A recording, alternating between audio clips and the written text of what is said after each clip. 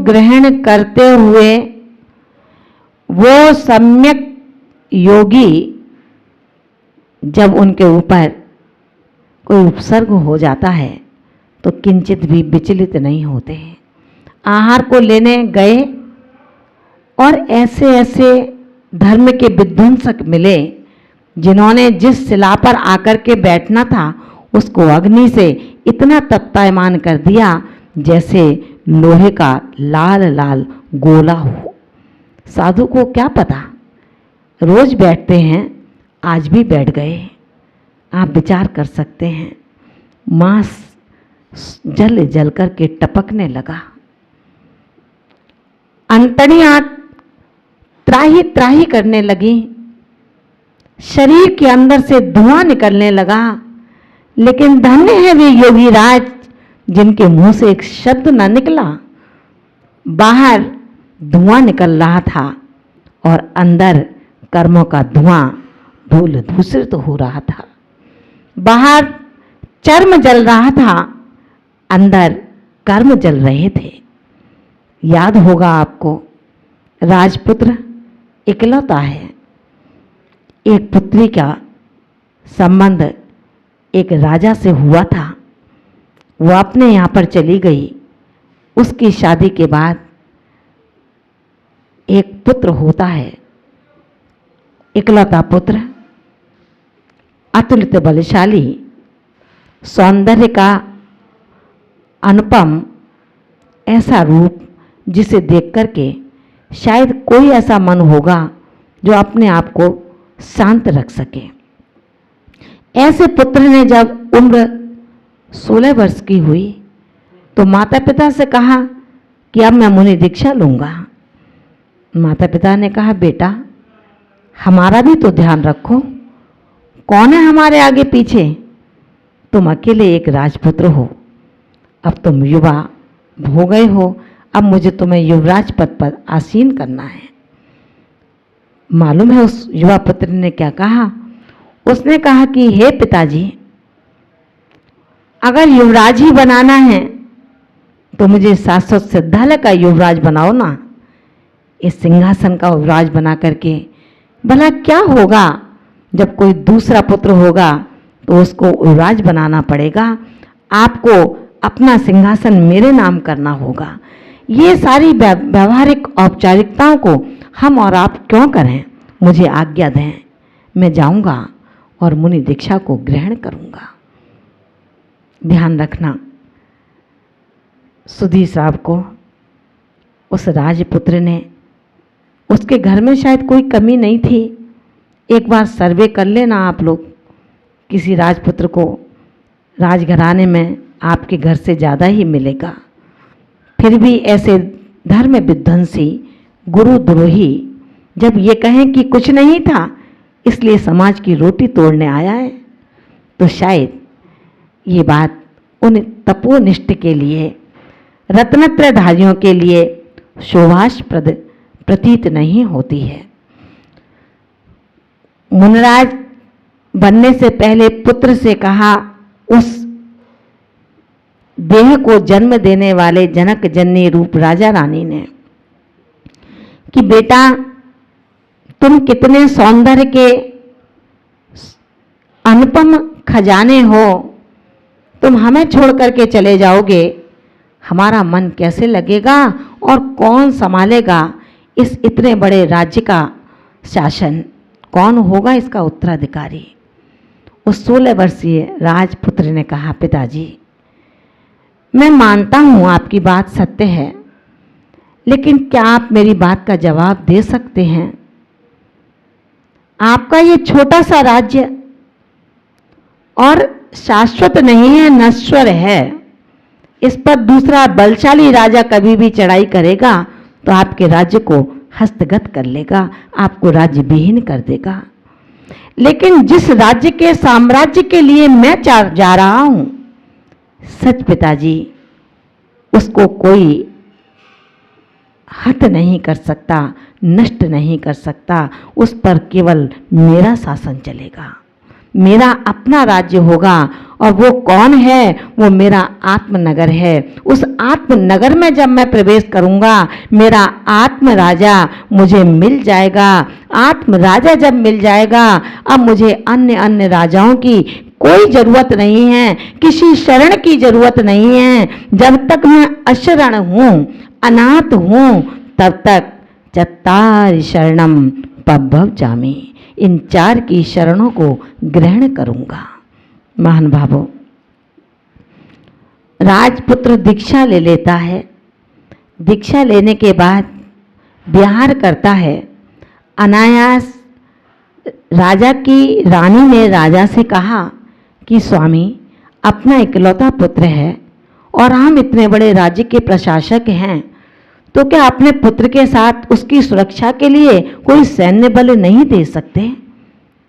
राजा ने जब सुना तो पुत्र का राग जागृत हो गया। 500 सैनिक उसकी सुरक्षा के लिए दे दिए। जैन दर्शन कहता है, जब तेरे पुण्य का नीर सूख गया तो 500 सैनिक तेरी रक्षा नहीं कर सकते, और जब तेरे पुण्य का उदय है तो दुश्मन भी तेरी रक्षा कर देगा। देवता जग जाते हैं और आकर के कीलित कर देते हैं। देवता उठ जाते हैं और सूल से फूल बना देते हैं, सूली से सिंहासन में परिवर्तित कर देते हैं। याद नहीं है? द्वेष विद्वेषवश उस घड़े के अंदर काला नाग था, लेकिन पंच परमेष्टि का स्मरण करके जो ही हाथ डाला, वो नाग भी हार बन गया। ये पाप और पुण्य का एक ऐसा क्रम है। जब पाप का उदय होता है, सोने की असरफियां भी कोयले बन जाते हैं, और जब पुण्य का उदय होता है, तब काला नाग भी हार बन जाता है। 500 सैनिक के साथ पीछे पीछे सैनिक चलते थे, आगे आगे मुनिराज चलते हैं। छोटे से मुनिराज बाल मुनि, लेकिन गजब की तपस्या, गजब की साधना, स्थिरता इतनी कि कभी नीचे से ऊपर दृष्टि नहीं होती थी। ईरापत शुद्धि से जो हमेशा गमन किया करते थे। बिहार क्षेत्र में करते करते एक दिन वो क्षेत्र आया जहाँ पर उसके जन्म से पहले ही उसकी एक सहोदरा का जन्म हुआ। उसकी शादी भी हो गई। वो नहीं जानता था मेरी कोई एक बहन भी है। जब उस मार्ग से निकल रहे थे, उसकी बहन अपने महलों की खिड़की से अनायास उन पर दृष्टि पहुंचती है और उनको स्मरण वो आता है कि मेरे भाई ने भी दीक्षा ले ली है, बिल्कुल मेरे भाई जैसा लगता है। बस राग के अश्रु उन युगल लोचन से टप टप गिरने लगते हैं। जैसे ही गिरते हैं, पास में बैठी हुई दासी ने कहा कि स्वामी, आपकी आंखों से अश्रु की धारा बहने का कारण क्या है? उसने कहा, कुछ नहीं सखी, कोई बात नहीं है। अभी दिगंबर मुनिराज निकल कर के गए हैं, वो मुझे मेरे भाई जैसे लगते हैं। मन में विचार करती है। दासी ने पूछा, दासी से कह दिया कुछ नहीं। दासी ने जाकर के सम्राट को ये कहा कि चलिए, ना जाने क्या बात है। रानी की आंखों में अश्रु की धारा बह रही है। सम्राट आता है, रानी के पास बैठता है, कारण जानता है, तो बस इतना कहती है कि स्वामी, अभी जो मुनिराज गए हैं, वो उनको देख कर के मेरे आंखों में पानी आ गया है। मान भावों, दुष्ट दुष्ट होता है और उदार उदार होता है। सम्राट था, अपनी शक्ति का उसने परिचय दिया। आज उसके अंदर शक्ति थी, ताकत थी। उसने अपने अनुचरों से कहा कि जाओ, जो अभी मुनि गए हैं उनकी खाल उतार करके ले आओ। सेवक तो सेवक होता है, राजा की आज्ञा का पालन करना उसका धर्म है। 16-17 वर्ष का एक छोटा साधु उम्र से जरूर छोटा है, लेकिन साधना से शायद वो बहुत बड़ा होगा। मुनि दीक्षा कोई बच्चों का खेल नहीं है। आर्य का दीक्षा कोई बच्चे के गुड्डे गुड़ियों का खेल नहीं होता।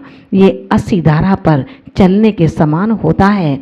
हम ऐसे यतियों की, ऐसे साधिकाओं की कभी भी उपहास के पात्र न बने। हम उनके लिए कुछ न कर सकते हों तो कोई बात नहीं है, लेकिन कभी उनका तिरस्कार न करें।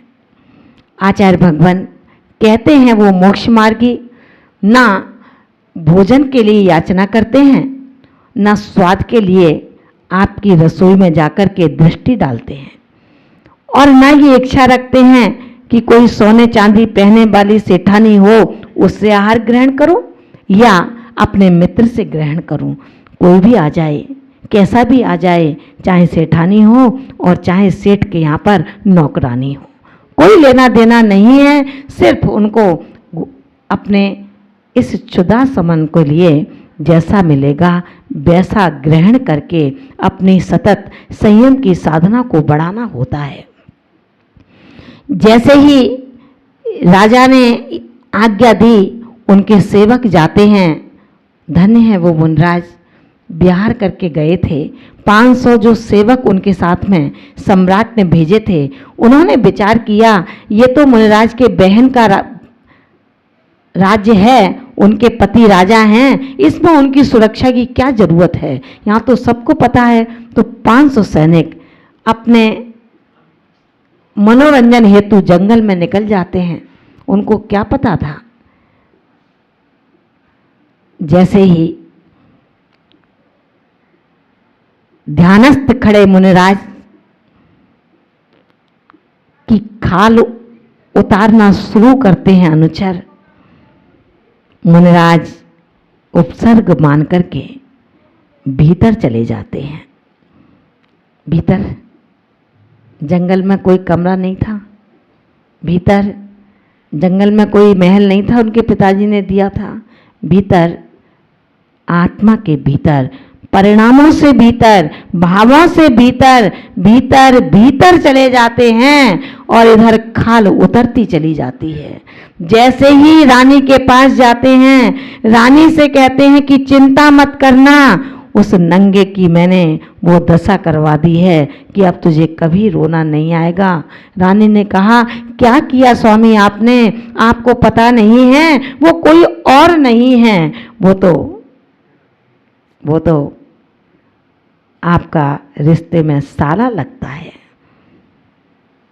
जमीन पैरों तले खिसक जाती है। दौड़ाते हैं कि रोको, उनकी खाल नहीं उतारनी। इधर जब सेवक आते हैं, उनको मुनिराज नहीं मिलते। उन्होंने कहा कहाँ गए। खोजने जाते हैं, जाते जाते महलों में पहुंच जाते हैं कि महाराज दिगंबर तपोधन जो आपके साले लगते थे वो आए थे, वो कहाँ हैं। महान भावों, कितना दुष्ट होता है अहंकार का बल। जरा विचार करना, यह अहंकार का बल जीने नहीं देता, यह अहंकार का बल झुकने नहीं देता, यह अहंकार का बल सत्य का अन्वेषण नहीं करने देता। धन्य है वो अहंकारी जो मोक्ष मार्गियों के लिए भी अपनी प्रज्ञा चक्षुओं का कभी उद्घाटन नहीं करते हैं। अपने बाहुबल पर इतना दंभ, आदेश दिया और कार्य शुरू हो गया। अब क्या होता है, जैसे ही सैनिकों को दौड़ाया, वहां पता लगता है कि जो पहले सेवकों को आदेश दिया था वो उनकी खाल को लेकर के राजा के पास लेकर के आ रहे हैं। महान भावों, खाल उतरती गई और वो भीतर चलते गए। उस राजकुमार को जो शरीर से कोमल था लेकिन अपनी दृढ़ता से कोमल नहीं था। हम शरीर से कोमल भी हैं और भावों से भी कोमल हैं। आप विचार करना, राजकुमार, राजमहलों में रहने वाला वो कुमार, युवा कुमार जिसकी छोटी उम्र, इकलौता पुत्र, संसाधनों में जिसने अपने भौतिक जीवन को जिया होगा, आज उसकी खाल उधेड़ी जा रही है। चीखा नहीं, चिल्लाया नहीं, अनुचरों को याद नहीं कहा, नहीं किया, और ये भी नहीं कहा मैं अमुक राजा का पुत्र हूं। संबंध तो खत्म ही हो गए थे ना। संबंध में अब कोई भेद नहीं बचा था, अभेद दृष्टि का जिसका उद्घाटन हो चुका था। आज तक वो द्वैत में था जब तक दीक्षा नहीं लिया था। जब दीक्षा को ग्रहण किया अद्वैत पर पार्टी में, जिसने अपने आप को समर्पित कर दिया था। राजा को जब पता लगता है पश्चाताप का कोई सार नहीं मिलता। ऐसे हमारे कनक कुमार नाम के वो मुनि केवल ज्ञान को प्राप्त हो जाते हैं। केवल ज्ञान प्राप्त करने के बाद शरीर जैसा का तैसा हो जाता है, लेकिन उन पापियों ने, धर्मद्रोहियों ने अपना नाश कर लिया। इस पर्याय का भी और अगली अगली पर्यायों का भी। आचार्य भगवंत कहते हैं जो स्वभाव से पवित्र हैं उन साधुओं के लिए हमें शुद्ध आहार और शुद्ध व्यवहार का इस्तेमाल करना चाहिए। हमारा आचार विचार भी शुद्ध होगा तभी हम उनके इस चर्या का निर्वाह करा सकते हैं। ऐसे वो तपोधन न अपने शरीर का श्रृंगार करते हैं, ऐसे वो तपोधन न अपने लिए कुटिया बनाते हैं, ऐसे वो तपोधन न अपने लिए किसी से कुछ कहते हैं। माँ इस देह की स्वरूप को जानकर के जिन्होंने वैराग्य को धारण किया है, आचार्य भगवान ने कहा है स्वभाव तो सुचो काओ रत्नत्रय पवित्र थे। जो काया स्वभाव से शुचि है, पवित्र है, अशुचि है, जो स्वभाव से अशुचि है लेकिन रत्नत्रय पवित्र थे, रत्नत्रय से पवित्र होती है। उस रत्नत्रय को धारण किया था उन तपोधनों ने, जिसके लिए उन धर्मद्रोहियों ने, उन रागियों ने पत्नी के आंखों में आंसू आया क्यों, मार दो, जला दो, रुई में लपेट दिया। कितने द्रोही थे वो। महान भावों, सत्य है कर्म का विपाक काल तो उस आत्मा का होता है, लेकिन हम और आप उसमें निमित्त तो ना बने। उनका उदय जैसे आएगा वो जाने, उनका काम जाने, लेकिन हमको उसमें निमित्त ना बनना पड़े, इस तरह का विचार हम करें। ये मुनिराज तो हम सबके लिए परम उपकारी हैं, परम वैरागी हैं, भीतर जाते हैं और भीतर रह जाते हैं। महान भावों, इसी संदर्भ में आचार्य भगवान ने हमें बता दिया कि कैसे होते हैं वो तपोधन जिन्होंने अपने तपस्या के माध्यम से अपने आप को मोक्ष मार्ग के युक्त बनाया है। आइए इसी के साथ में इस मुनिचर्या के लिए कितनी प्रकार की उनकी चर्या हो सकती है।